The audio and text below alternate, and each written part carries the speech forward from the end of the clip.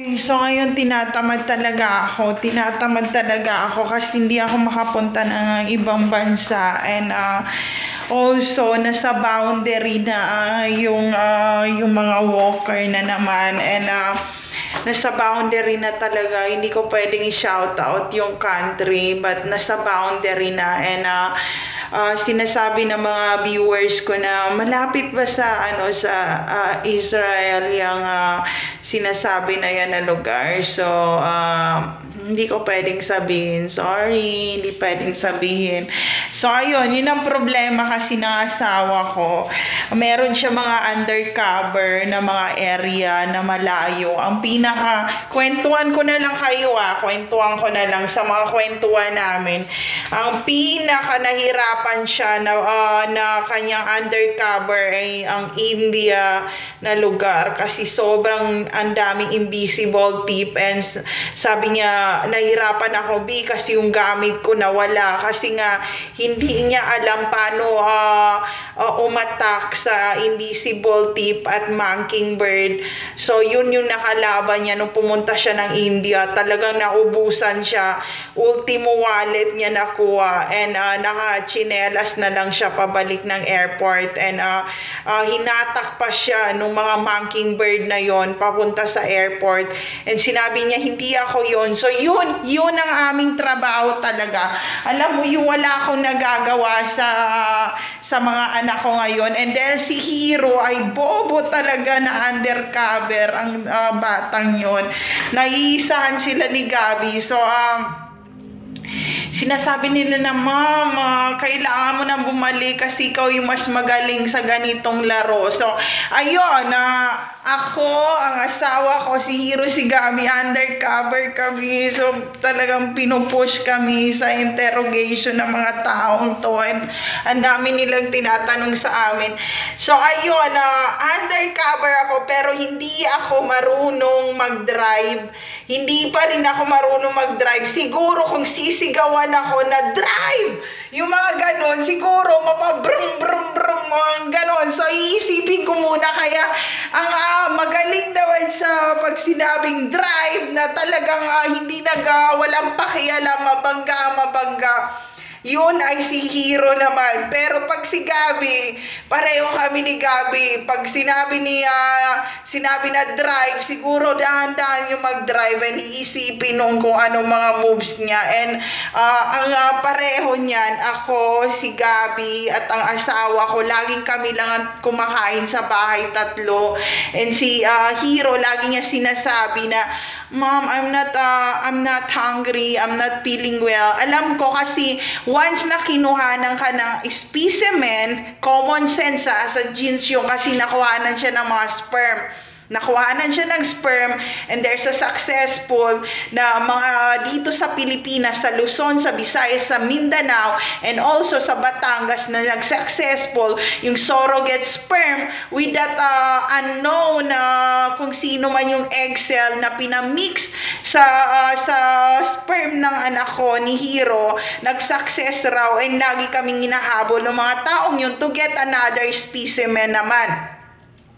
Para kuha na naman ng sperm si Hero, si Gabi din nag-success raw, and nagustuhan raw ng mga tao na gusto raw magkaanak, ganyan. So, ang tanong, alam ba namin yung ginagawa nyo? Hindi ko alam. Hindi ko ibibenta ang specimen ng mga anak ko. Who you are to do that? Who you are? Ganyan. Magje-German na naman ako. So, ayun. Yun ang problema, and then lagi nila kaming parang binabantayan ganyan because of that mga sperm na yun na nag-successful na nalagay na sa mga taong yun na ayokong pangalanan kung sino, at hindi ko rin alam kung sinong nagbigay sa kanila ng mga ganon, and concerned citizen lang sila. Lagi nila kaming sinusundan, and laging naglilihi sa amin si Hero talaga, like, Mom, I don't wanna eat, and I hear some babies like, like like that. And then siguro binibigyan siya ng frequency na, Hero, itong baby na to is from the sperm of Hero. And parang naglilihi siya na, ano ba yun, Hero, ayaw mong kumain? And then laging pinapagalitan ng asawa ko na ng daddy nila na, ba't hindi kumakain yan si Hero na yan? Lagi siyang walang gana. Kasi po, marami siyang sperm na na-donate na free po, na hindi po nabayaran. Yung po ay libre. So, hindi ko pa alam kung saan. Then, pag nagkaroon akong pangalan, nahanapin ko rin yun. Kasi hindi ganun kadali hingiya ng egg cell at sperm na without permission of anybody around us. From Luzon, Visayas, Mindanao, and international. So, yun yun. Kaya hindi siya kumakain. And then si Gabi, laging hindi siya kumakain kanina. Naglili siguro because of those genes. Kasi may feelings lahat ng mga sperm na yan, mga egg cell na yan, mga baby na yan. May mga feelings siya. So, nung pumunta ako ng Cagayan, nung sa barko, mayroon ako mga bata na nakita doon. Tapos, tinatawag ko sila, sabi ko, baby girl. And then, pag tumitik yung baby, lumalabas yung mukha ng asawa ko doon. Sabi ko, baka sa asawa ko yun na sperm nung time na nag-undercover siya. And baka na-tortured, kinuhanan ng sperm. And sinurrogate dito sa mga babaeng to na taga-Marawi. Taga-Marawi raw sila. So, tinanong ko sila, sabi ko, taga saan kayo? Sabi, taga Marawi. And then sabi ko, menopause na ba kayo? And then sabi nila, menopause na sila, pero sinosorogate sila sa Marawi. So, ayun, undercover na rin yan, And then, sabi ko, pwede pabuhat nung bata. And then, sabi ko, ang gaan nung baby, hindi siguro pinapakain kasi nga para hindi mabigatan, kargahin, ganyan. And then sabi ko, baby girl. And then kamukha siya ng asawa ko. Sabi ko, siguro nakuhanan ng asawa ko ng sperm nung nalaman nilang undercover dahil hindi papayag ang mga Muslim kung hindi matitira sa harap at sa likod yan. Yan ang problema ng Cotabato City, Mindanao. Kaya ayaw ng mga Kabisayaan na lumapit sa ilog na yun. Dahil maraming mga Muslim at hindi titigil yun kung hindi sila makakakuha ng specimen or hindi nila mag-ahasa o ma-rape kung sino man yun, lalo pa kung may itsura. So, ayun. Sabi ko, di binilang ko. So, nandun ako sa tugo na barko. Sabi ko, baby girl. Sabi ko, baby girl number 1, baby girl number 2, baby girl number 3. And then, sabi ko, nag-aaral na ba kayo? And lahat yun, sperm yun ng asawa ko yun. So, sabi ko, napunta ng Marawi ang asawa ko sa undercover. So, yun. Kaya hanapin ko muna siya. And meron dong lalaki na kamukha siya ng asawa ko. And then, kinakausap ko siya. In-injectionan siya ng steroid sa mga kamay. Pwede yun na panipisin yun yung kamay. And then, sabi ko, kasama mo ba ito? And then, sabi niya, hindi ko kasama. And then, gusto ko sabihin na, ikaw ba yan? Ang payat mo na. And parang nakatingin siya sa akin. And yun yung problema ko ngayon. Sabi ko, baka siya yung nandoon na nakahiga and mata na lang ang hindi pumiperma and gumaganon siya ng gumaganon. Sabi ko, kasama mo pa itong mga taga-Marawi na to, and then gumaganon siya. And then sabi ko, pag gumano ng mata, it means ang asawa ko ngayon. Sabi ko, ang payat mo na puta ka, tadya kang kaya kita dyan. And parang natatawa siya. So, punyeta ka, saan ka ba talaga? Naubos ng ang namin na pati ako kinuhanan nila akong egg cell, pati si Hero, si Gabi kinuhanan, pinasok ang apartment, naglipat na kami. Pati naman yung twin brother mo na nandun, lagi nila pinapasigaw, dinadala nila na mental hospital at lagi nila tinatanong ng account ng asawa ko. Wala kayong malalaman. Siguro pinaalis talaga ni mama kasi undercover din ang biyanan ko sa Caloocan. Hindi totoo na mahirap siya. Mayaman talaga si mama. So Chinese talaga siya. So nag-undercover din siya. And then hindi ako nakausap ni mama. Yung mga magulang kong Chinese ako, Tabato City. So ayoko umiyak hanapin ko muna talaga din. Hindi ako uuwi. So ayun, sabi ko, parang ano ko na, Bi, tumayo ka dyan. Nakaganon yung mata niya. Sabi ko, ang puta, nakahiga ang inayupak, napabayaan niya kami ng madaming taon. And then, ano pa siya, ang dami na niyang na-donate na sperm simula nung lumayas. And then,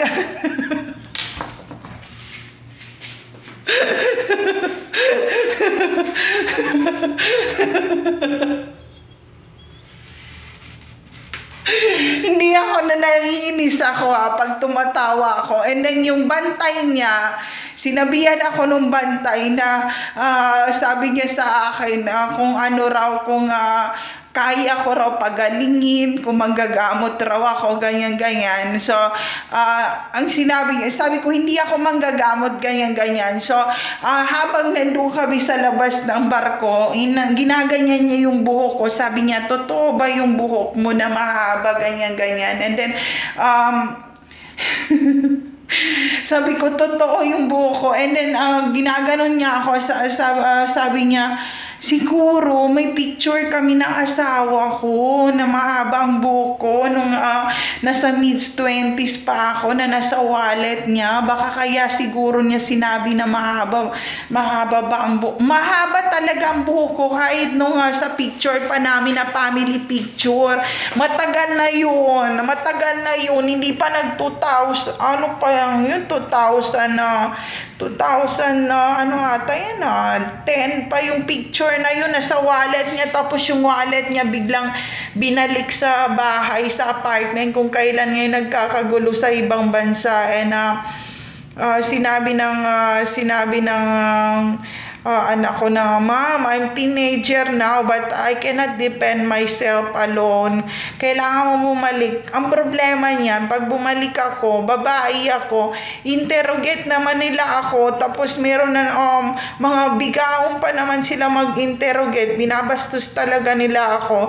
So ayun, sinasabihan nila ako na mukha akong elementary, na high school, na ang cute ko raw magalit, kung pwede raw sa opisina nila mag-usap-usap kami, tapos kape-kape, ganyan-ganyan, tapos tanungin wag nyo akong gawing tanga. So ayun, lahat ng mga kamukha ng asawa ko, nalobat ang cellphone ko, nalobat ang walang signal ang laptop ko, walang signal ang cellphone ko. Sinabi ko, baby girl ito, baby girl ito, baby girl ito. And then nung kinarga ko yung baby doon, sabi ko, ganito dati kaliit si Hiro at si Gabi. And sabi ko, baka nga ang asawa kong ano sa Zamboanga, Basila na yun, dahil meron siyang kabit na taga Zamboanga nga, may unconscious si ate girl. Minsan yan, magtatakip yan ang ulo yan. Malaki ang boobs ni ate girl. Tapos stewardess siya. Hindi ko pangalanan kung anong airline Pero naging stewardess din siya ng Emirates, ng Dubai, at naging stewardess din siya ng Qatar, and also naging stewardess din siya ng Sweden, and marami na siyang, basta stewardess si ate girl. So malaki yung boobs niya, matangkad siya, matangos ang ilong niya.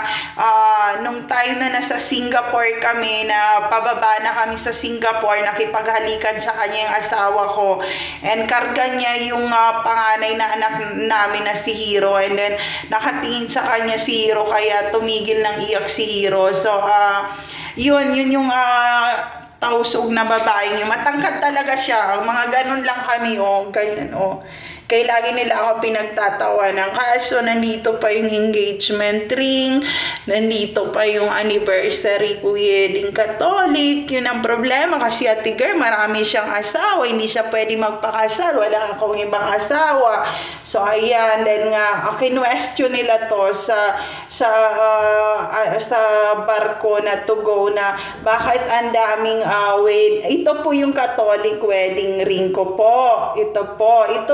Ito yung anniversary po ng wedding ring na ang asawa ko rin bumili niya kasi nga pumupunta siya doon. So meron sa tuwing taon-taon yan, regaluhan niya ako kasi nga na-dare ko raw magpakasal sa Catholic. So wala po akong ibang asawa. Ang problema nito dahil nga Chinese na naman ang aking blood, hindi na naman ako pwedeng maka-moves or lumandi or then nakaabang na naman sila sa akin sa labas. So wala akong gustong gawin sa buhay ko ngayon, tinatamad ako. So yun, sinabi ng mga tumatambay doon na pwedeng pakialis yung anniversary, yung wedding ring, at saka yung engagement ring, at saka yung engagement and anniversary ring. Hindi po kasi ang asawa ko nagsabi niya na hindi pwedeng alisin yan kahit na mga undercover, hindi pwedeng alisin. So sorry, nawala na ako ng jewelry. Asawa ko rin bumili nun. Sabi niya, susuot mo to sa graduation mo sa college kasi hindi pa tapos ang ating undercover, magpapayaman pa tayo. And sabi ko, naman, magpapayaman talaga tayo kasi once na nahuli tayo ng mga taong yan, talagang durug na durug at wawas sa akin ang ating kinabukasan. So ayun, so gusto niyang alisin to, and then sabing ang tagal matulog, ang tagal ko raw matulog. So sorry, hindi ako ganun kadali makuha talaga. So ayan, so yan yung binigay niya sa akin bago siya umalis. Ito ata binigay niya to binigay niyo to 2015 pa itong wedding vow na to kasi nga sinabi ni mama renewal kami sa Catholic Church uli ng wedding. So ayan, nauna na yung wedding. So kung ito sinasabi ko sa Ate Girl, wag ako ang gawin mo, tanga! Hayop ka! Hindi kita atrasan talaga, naiinis talaga ako. So yun, balik mo mga sperm na sinumpa mo sa titi ng asawa ko. Magtago-tago ka na talaga. Magtago-tago ka na, wag niyo akong biruin. Wag ako. So ayun, pinipilit nila ako, pinupuntahan nila ako doon, yung mga nagbabantay doon, nakamukha ng asawa ko. Dumadaan sila doon and talagang pinipilit nila ako na hi and hello. So dahil may mga Marines din doon sa area, hindi sila makagalaw ng kasi once na hinulog nila ako doon, maraming mahuhulog doon sa barkong yun. So wag ako ang pagmayabangan nyo talaga. Bakit nyo kasi inunahan kami? Pumasok pa kayo sa apartment namin Malandi ka talaga kahit sa Singapore talaga, inalikan mo ang asawa ko, hindi ako nagsalita sa'yo, sumusobra ka na So ayun, gusto mo bang ibigay ito sa mga anak mo para pakasalan na rin na naging anak na ng asawa ko na sa surrogate sperm na pinasak sa puki ng pinakamatandang pokpok nyo sa Zamboanga? Hayop ka! Hayop ka! Gago ka. So ayan, hindi ko aalisin yan, hindi ako lalabas dito, wala akong pakialam sa inyo. Dapat noon pa lang, nung paghalik pa lang sa Singapore na airline na yun, ginawa na kitang masama Pero mahaba talaga pasensya ko. Pero sige lang. Huwag akong gawin yung tanga Palabasin niyo yung asawa ko Sinasabi ko sa inyo, hindi pa tayo tapos. Napapansin sa international na kayong may problema. Hinahanap na kayo ngayon. Wag akong gawin mong tanga. So ayun lang. There's no safe place to all targeted individual out there. Take care always, everyone.